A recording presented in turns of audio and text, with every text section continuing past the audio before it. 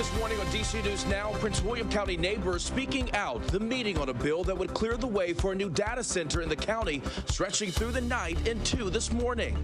Plus, the cold lingering when warmer temperatures will move back in after what was the coldest day of the season so far. Reunited at last, just days after he was stolen, a D.C. woman's pup is back home. The rise in dog thefts here in the district. And 'tis the season, the Capitol Christmas tree shining bright this morning. But a different story across town. A grinchy gust of wind toppling the national Christmas tree. What it means for tomorrow's tree lighting ceremony. You're watching the station covering all of the DMV. This is DC News Now. All right, it's 6 o'clock on this Wednesday morning here, taking a live look outside. You can see the National Monument there. It is very, very cold out there, so you definitely want to bundle up if you are heading outside this morning. But good morning to you. Thanks for joining us. I'm Corey James. Good morning. I'm Tosin Fakile in for Tanaya Wright. Shanika is tracking your commute this morning, but first we're going to begin with Brittany. And Brittany, this cold is not letting up. Yeah, you know, it's still going to be cold as we head through the morning. The good news is we start to warm up later on this afternoon and the rest of the 7-day forecast. So grab the jacket, stepping out at this hour. Temperature is still below freezing across the entire viewing area. 28 currently is the temperature in Lexington Park, 26 here in the nation's capital. Teens, though, as you head along the Blue Ridge, but then you factor in those wind chill values, what it feels like, it still feels below freezing across much of the DMV, but that warm up is in the 7-day. So Shanika, we'll talk about that in just a bit. All right. Thank you, Brittany. Now we're looking at the Capitol Beltway in Prince George's County. Things are looking very smooth. You're seeing right on the inner and outer loop right near 210 Indian Head Highway. So if you're heading to Alexandria, things are looking pretty smooth over the Woodrow Wilson Bridge. And if you're coming from Virginia heading into Prince George's County, no problem. Same with the top side. This is throughout Montgomery County. You can see that 270 spur. It's looking good. 270 north and southbound. All very clear. We have one crash off of 270. That is in Gaithersburg off of Muddy Branch and West Diamond. All right, Shanika, thank you. Breaking now, a nearly 10-hour meeting with the Prince William County Board of Supervisors is over. Yeah, the meeting, which started at about 7:30 yesterday, centered on plans for a data center in the county. DC News Now's Lex Juarez is live this morning outside the Prince William County Administration Center. So, Lex, the meeting went on till nearly 5 o'clock this morning. Yeah, that's right. They actually took that final vote just after or just before 5 o'clock. And that was another marathon meeting for this Board of Supervisors, ending in a 5-3 vote to pass the project. Motion passes 5-3. The Devlin Technology Park project will bring a 4.2 million square foot data center to Bristow. That plot of land was for single family homes, and those living in the area are against building data centers for a few factors. The main concerns being noise and the overall look of the centers and concerns over pollution. However, there's a big push due to tax revenue this project could bring, as well as jobs for workers in the county. Now, the Planning Commission recommended approval for the proposed plan, but community members are feeling taken advantage of by the board, who they say has been approving too many of these projects in a short period of time. Well, meetings on this specific project started at the beginning of the year. We're doing our share. The people who live in Gainesville, Bristow, and Haymarket and Manassas are already doing their share in the data center tax revenue situation. So we don't feel we should be burdened anymore, and today we were burdened. Right. Well, coming up on December 12th, there will be another vote on another data center project that's going to be taken by the board. They are set to be voting on December 12th on the Prince William Digital Gateway project. That's over in Gainesville, Virginia. For now, live in Woodbridge, I'm Lex Juarez. Back to you. Kind of important to note, this motion, it passed at the end of the term for many of the board members.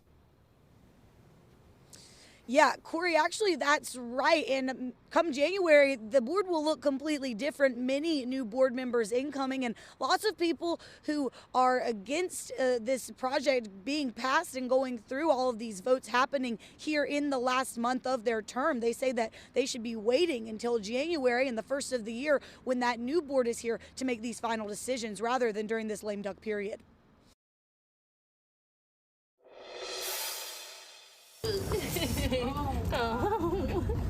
Hey, baby. Hey.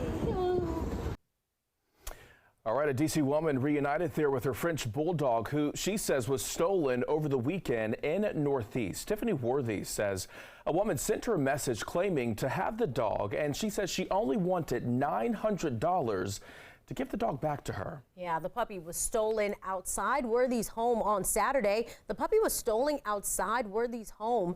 She says the man in the surveillance video had a stun gun and threatened to kill her if she didn't give her pup Hendrix up. Worthy also lost her previous dog in the flooding at District Dog Daycare back in August. She says she paid the $900 to get her dog back, but she's living in fear in D.C. I don't feel safe walking, in the community, period. I'm concerned being a D.C. resident, for my life, for his. At this time, no arrests have been made in the puppy's theft. And thieves are targeting dog owners across D.C. Yeah, according to the American Kennel Club, dog thefts were up 40% last year compared to 2021. Yeah, one couple in Southeast, they're still pleading for their 3 French Bulldogs to be returned. Now, back in mid-November, their dogs were out on a walk when they were robbed at gunpoint. They say someone got out of a car and then started chasing them. I feel like it's really hard to deal with. You have your pet forever, and then the day that they're not there just feels like weird. The dogs are expensive. They go for a couple of $1,000. I think that was definitely part of the allure. People are like, oh, you should get an air tag for your dog. You should get your dog chipped. But those are not even foolproof situations. And according to the Humane Rescue Alliance, pet owners should file a theft report if their dog is stolen, and also contact local vets along with shelters and groomers.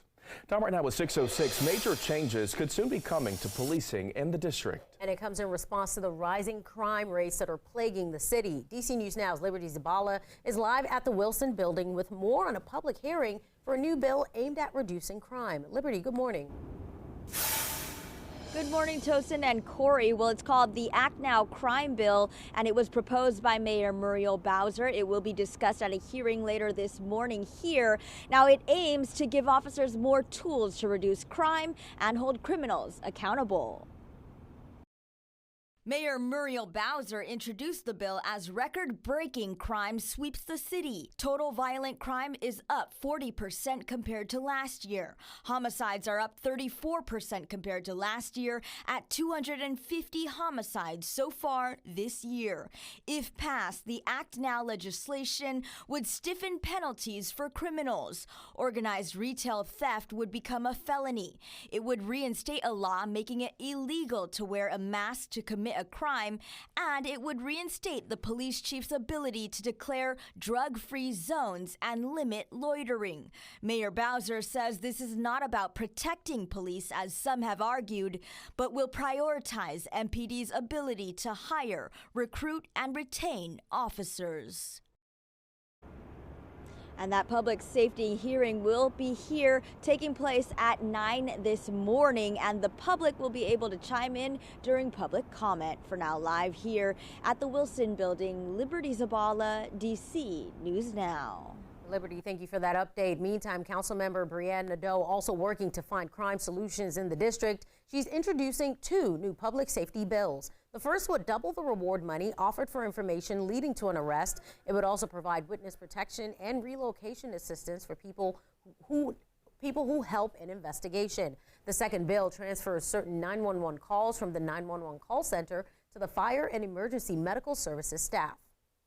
This is an all hands on deck moment. It is important that we are focused on prevention, policing, and prosecution to address these issues. And from where I sit as council member, I focused on putting millions of dollars into prevention each year. The bills will be formally introduced on Friday. The DC Jobs Not Guns program is attracting dozens of prospective employees who are searching for a new job. The event was held yesterday, and it's a program that started back in February in 2021. The mayor is hoping that it will reduce gun violence while providing people with employment. Everybody in the city should work on trying to get the younger kids to have something positive to look back to instead of always want to rob, steal, or shoot. Most of the time, that is a crutch, is they don't know where to go. I also have a 2-year-old, so what I do also impacts her. And this is the 10th hiring event. Organizers say they are already planning the next one. And the Capitol Christmas tree is shining bright. The official tree lighting ceremony happened last night. This year's 63-foot tree is from West Virginia. It's the first time in half a century that the U.S. Capitol Christmas tree was cut in West Virginia by West Virginians. For those of you who don't know, this tree has probably traveled more miles in West Virginia than some of the rest of us. It's been all over the state, greeted by many, many West Virginians. There's no doubt that West Virginia is a very proud state today, as we are every day. And if you want to see the tree, it's on display on the west lawn of the Capitol. Meanwhile, setting up for the upcoming National Christmas Tree lighting hit a bit of a snag last night. Yeah, just 2 days before the lighting ceremony, the tree toppled over. Those harsh winds in D.C. yesterday afternoon, it knocked the tree down. Now, the tree was propped back up a few hours later, and the lighting is still happening tomorrow. The National Park Service releasing a statement saying, quote, "The show must go on." So